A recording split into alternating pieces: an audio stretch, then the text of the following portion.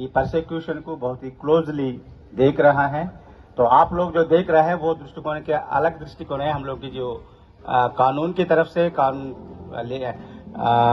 Law enforcing agency की तरफ से भी हम परसिक्यूशन को देखते आ रहा है। सो हम रिटायर होने के बाद ये परसिक्यूशन के खिलाफ लड़ने के लिए हैदराबाद में एक ऑर्गेनाइजेशन स्टार्ट किया है। इसमें कई retired IPS officers, IAS officers, IRS officers, सभी जो सिविल सर्वेंट्स है, जो क्रिश्चियन सिविल सर्वेंट्स है, उन लोगों को हम इकट्ठा करके उनके साथ मिलके एक ऑर्गेनाइजेशन स्टार्ट किया है।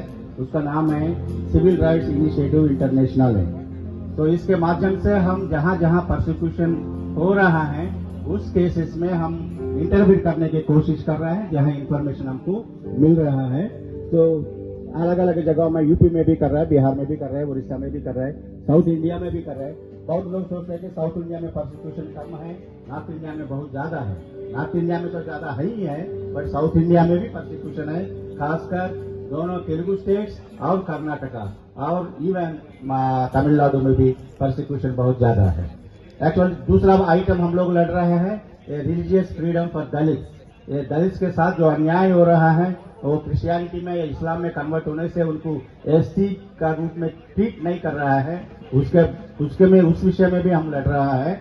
उसी के माध्यम से उसी के संबंध में हम लोग पिछले इसी महीने 12 तारीख को हमने जस्टिस बालकृष्ण को एक डेलीगेशन रूप से मिलके हमारी जो रिप्रेजेंटेशन दिया है, हमारी जो बातें उनको बताया है। और इसके बाद दूसरा जो है हम कल भी उनसे मिले हैं। एक्चुअली मैं परसिक्यूशन को इसलिए मैं बता रहा हूँ, तो परसिक्यूशन अभी अपन साथ सोच रहा है कि एक ही तरीके से परसिक्यूशन हो रहा है, बट हम चाहते हैं इसको 4 तरीके से परसिक्यूशन हो रहा है। एक तो फिजिकल परसिक्यूशन तो हो ही रहा है, तो लोग हम लोग को मार रहे, पीट रहे, डरा रहे, सब कुछ कर रहे हैं और प्रॉपर्टी को नुकसान कर रहे हैं। दूसरा कानून के माध्यम से भी परसिक्यूशन कर रहे हैं। आज 12-13 स्टेट्स में एंटी कन्वर्शन ला के उसको अमल कर रहा है, इसको इम्प्लीमेंट करा रहा है। उसके साथ भी कानूनी तौर पे परसिक्यूशन हो रहा है। इसमें खासकर ये है कई कानून एंटी कन्वर्शन लॉस में कुछ चीजें ऐसा है जो एंटी कॉन्स्टिट्यूशनल है, सुप्रीम कोर्ट ने भी माना है, इसके बाद भी वो लागू किया जा रहा है। ये केवल कॉन्स्टिट्यूशन में ये बताया जा रहा है, लॉ में ये बताया जा रहा है, एंटी कन्वर्शन लॉ में ये जबरदस्ती मतांतरण करा रहा है, ये मतलब कन्वर्शन करा रहा है। तो हम ये चाहते हैं कि इस माध्यम से, इस मंच के माध्यम से कन्वर्शन क्या है इसको तो आप डिफाइन कर लीजिए, क्योंकि वो अपने खुद के घर में प्रार्थना कर रहा है, उसको भी आप कन्वर्शन मान रहा है। उसकी चर्च में आराधना कर रहे हैं, उसको भी आप कन्वर्शन मान रहे हैं। और गॉस्पेल बताने के लिए जा रहे हैं, उसको भी आप कन्वर्शन मान रहा है। और अपने दोस्तों से मिलकर के बाइबल लेके जा रहे हैं, उसको भी आप कन्वर्शन मान रहे हैं। ये कन्वर्शन में आता है क्या? क्यों आपका law enforcement agency different states में जो कर रहा है, वो किसी जो आदमी जो टेलीफोन करने से, तो थर्ड पार्टी टेलीफोन करने से पुलिस वहां पहुंच रहा है और क्रिश्चियन के खिलाफ कार्रवाई कर रहा है। ये काफी आपत्तिजनक है। हम चाहते हैं सरकार से, आप जो है कन्वर्शन क्या है क्लियरली डिफाइन करिए, उसको राज्यों तक भेज दीजिए। राज्य जो है वो कन्वर्शन में काम करे, हमें कोई दिक्कत नहीं है।